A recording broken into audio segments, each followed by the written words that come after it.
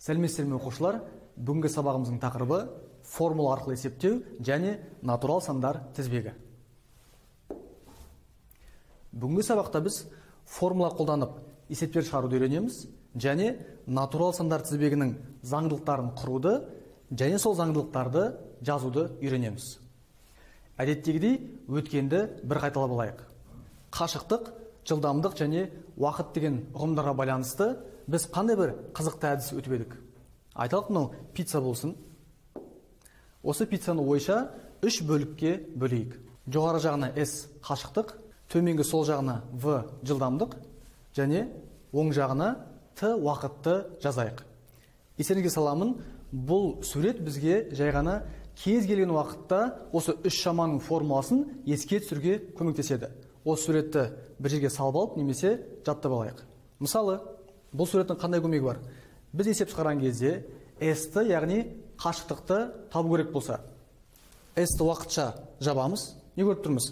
V-ның жанында T тұр. Яғни V мен T-ны көбейтемін деп жаттап алайық. Сонда S табу үшін V мен T-ны көбейтеміз. Ал егер есепте бізге V-ны табу керек болса, бұнда да V-ны уақытша жаба тұрамыз. Соны не көріп тұрмын? Жоғары жағында S, төменгі жағында T. Демек, жоғары мен төменде тұрса, бөлемін деп жаттап алайық. Сонда V-ны табу үшін S-ті T-ға бөлемін.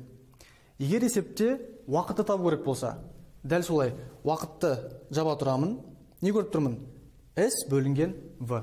Сонда T-ны табу үшін S-ті V-ға бөлемін деп, осы бір сурет арқылы мен 3 формуланы жаттап аламын. Жалғастырайық. Тағы да өткен сабақта біз параллелепипедтің көлемін табатын формуланы өткен болатынбыз. Еске түсірейік, параллелепипед дегеніміз не?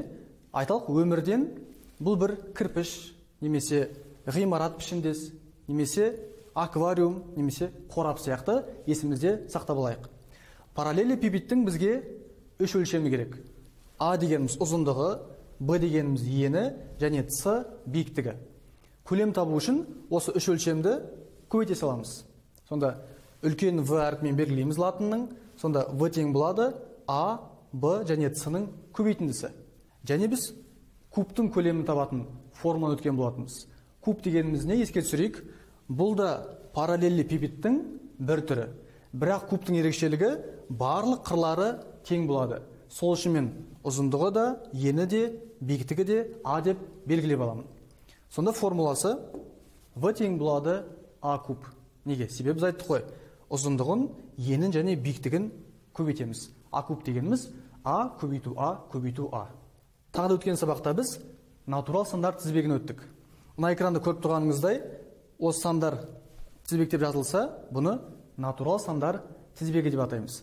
Және бұл сандар кездейсоқ тұрған жоқ, кез келген тізбектің өзінің заңдылығы болады.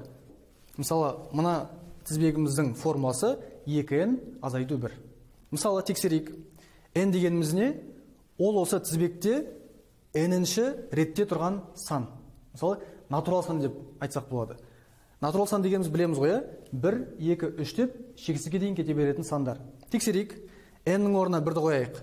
2 көбейту 1 азайту 1. Бізде 1 шығады. Міне, бірінші мүшеміз шығып тұр. Екінші мүшені табу үшін n-нің орнына 2-ні қоямыз. 2 көбейту 2 4, азайту 1 тең 3. Дәл осылай кез келген мүше осы формула бойынша өзгеріп отырады. Енді тапсырмаға көшейік. Тік бұрышты параллелепипед пішіндес аквариумның ұзындығы 90 см, ені 50 см, биіктігі 150 см. Осы аквариумның жартысын толтыру үшін қанша сантиметр куб су қажет? Назар аударайық.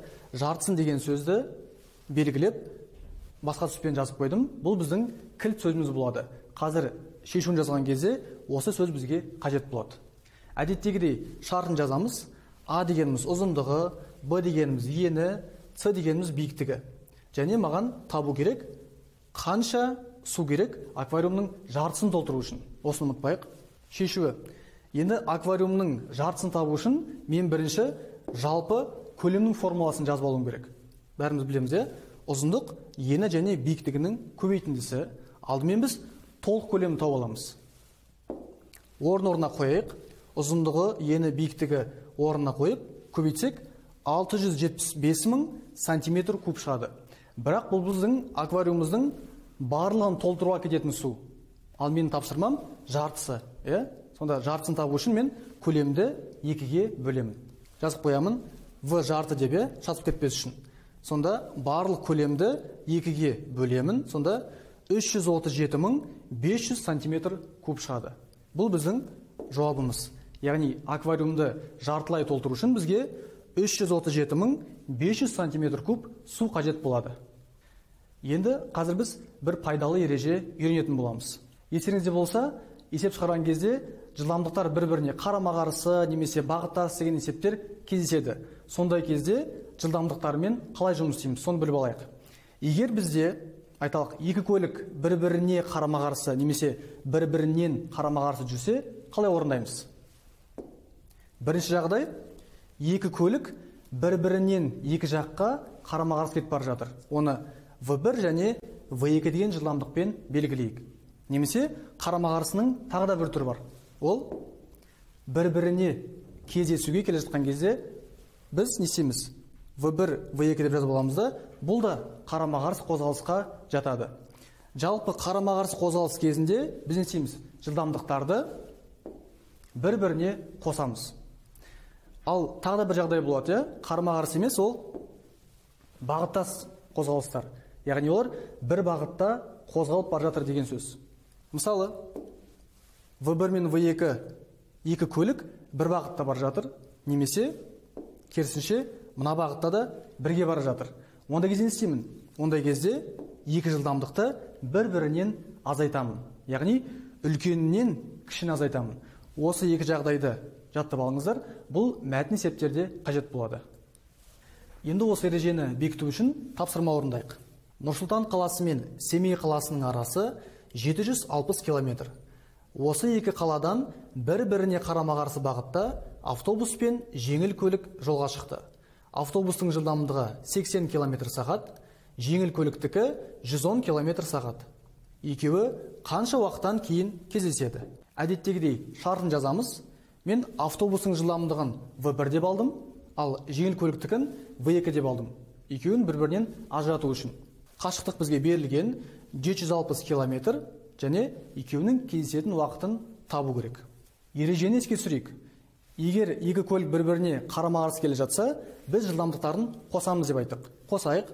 Сонда әр көліктікін қосатын болсақ, 190 км шығады. Бұл біздің жалпы жылдамдығымыз деп аталады. Енді осы жылдамдық арқылы мен қазір уақытты табатын боламын. Уақытты табу үшін формуланы еске түсірейік.